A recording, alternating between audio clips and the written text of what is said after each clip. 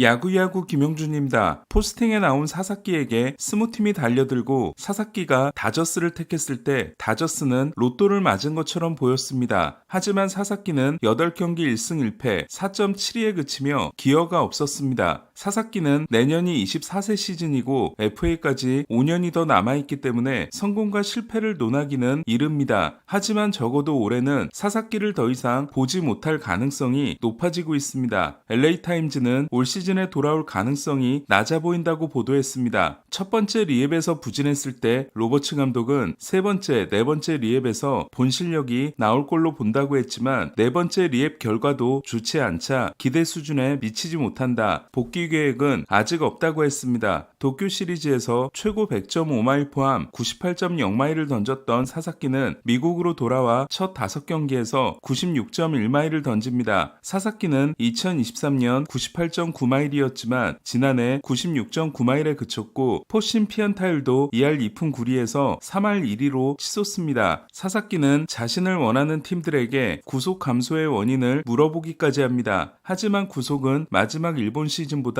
더 떨어지게 됩니다. 로버츠 감독은 사사키에 대해 야마모토가 보여준 청사진에 따라 사사키도 스플리터와 함께 효과적인 패스트볼이 필요하다고 했지만 사사키는 포신과 스플리터의 제구 수준이 야마모토와는 천지 차이였습니다. 5월 4일 사사키는 데뷔 첫 승에 성공합니다. 홈런 포함 6개의 안타를 맞았지만 팀이 대승을 거둔 덕분에 5이닝 3실점 승리를 따낼 수 있었습니다. 하지만 그 경기에서 구속은 94.8마일에 그칩니다. 다음 경기 역시 94.9마일에 그쳤고 사사키는 4이닝 5실점으로 교체됩니다. 그리고 충격적인 고백을 합니다. 첫 승을 올린 지난 경기부터 어깨의 불편함을 느끼고 있었는데 선발 투수가 부족한 팀의 사정 때문에 말하지 못했다는 것이었습니다. 이는 메이저리그에서 가장 금기시되는 행동에 해당됩니다.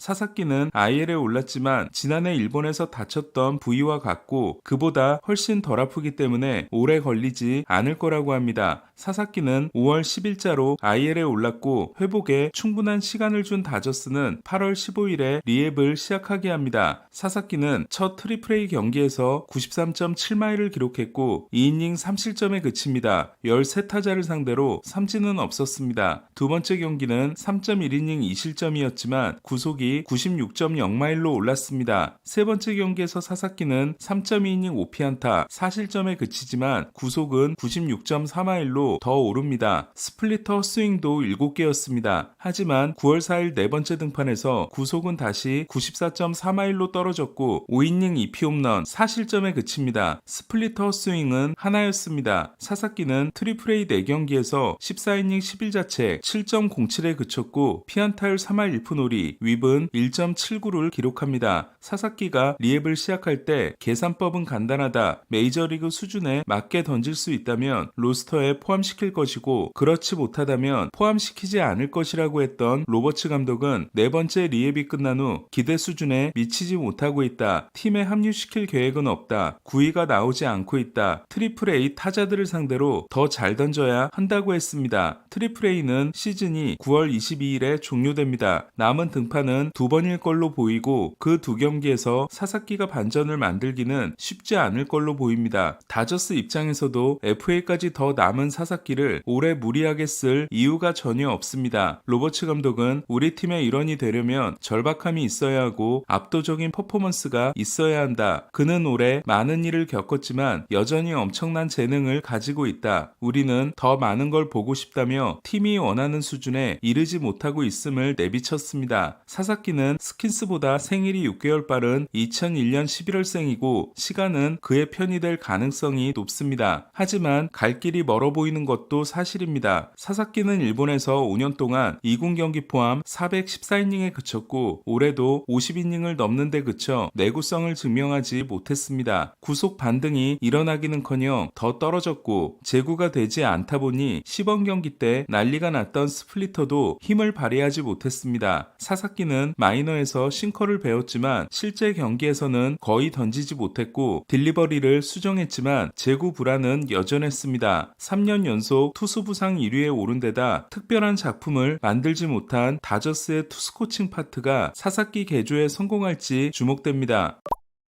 무라카미 무네타카는 미친 방망이를 휘두르고 있습니다. 캠프에서 당한 복사근 부상으로 시작이 늦어졌던 무라카미는 복귀 경기에서 부상이 재발했고 다시 석 달이 더 걸립니다. 하지만 무라카미는 밀린 숙제를 미친 듯이 풀고 있습니다. 어제 요미우리전에 2홈런 6타점을 포함해 6경기에서 7개를 친 무라카미는 34경기 만에 홈런 6위에 올랐습니다. 일본 야구 통합 홈런 순위는 1위가 36개인 사토 테루아키, 2위가 28개인 프란밀 레이에스, 3위가 20개인 모리시타 쇼타와 야마카와 호타카, 5위가 19개인 만나미 추세이, 6위가 17개인 무라카미로 무라카미는 시즌의 3분의 2를 놓친 선수입니다. 타율 3할 7리, 출루율 3할 7푼 1리, 장타율 756으로 1.127인 OPS는 규정 타석일 경우 독보적인 1위입니다. 현재 일본 야구의 OPS 순위는 1위가 936인 사토, 2위가 870인 레이에스, 3위가 800인 마키슈고와 모리시타로 5위인 타일러 네이빈이 796입니다. 34경기 기록이긴 하지만 WRC 플러스 247은 56홈런 시즌인 2022년에 225를 크게 뛰어넘고 있습니다. 참고로 메이저리그 단일 시즌 최고 기록은 2002년 베리 본즈의 244입니다. 무라카미의 메이저리그 진출에 대해 비관적으로 보는 입장은 강속구에 약하기 때문입니다. 치츠고는 일본 리그를 대표하는 홈런 타자였지만